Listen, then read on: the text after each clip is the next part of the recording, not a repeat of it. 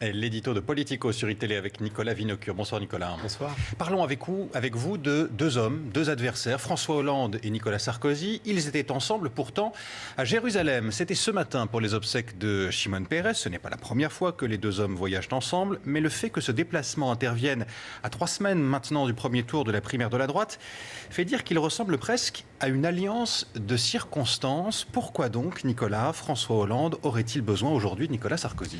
Je pense parce que tout simplement c'est son meilleur ennemi dans la politique, c'est celui qui représente son image miroir, autant de faiblesses que lui, autant de rejet par le public. On peut seulement imaginer ce qu'ils se sont racontés lors de ce voyage en avion, peut-être peu de choses, mais finalement ils ont dû avoir tous les deux à l'esprit ce débat, le moi président qui a fait chavirer l'élection de 2012 en faveur de François Hollande.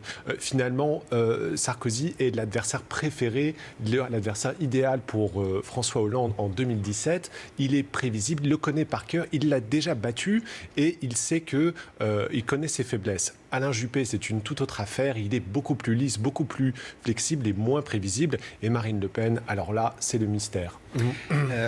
François Hollande, le meilleur ennemi de Nicolas Sarkozy. Est-ce que l'inverse est vrai aussi en d'autres mots?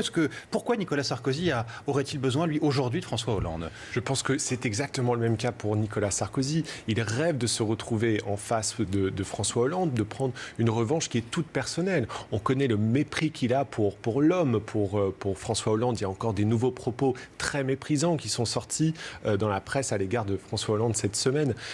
Et c'est la seule personne qui rivalise avec Sarkozy par le rejet qu'il suscite dans l'opinion publique.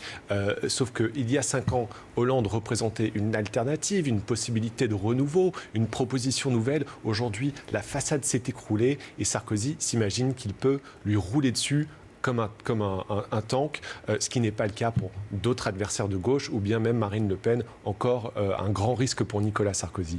Édito de Politico à retrouver sur itélé.fr. Politico qui fait sa une sur le sort de certains réfugiés syriens en Turquie, bien différent de celui qu'ils connaissent en France, des réfugiés retenus dans le pays par les autorités turques parce qu'ils sont très bien formés et très diplômés. Merci beaucoup Nicolas Vinocure.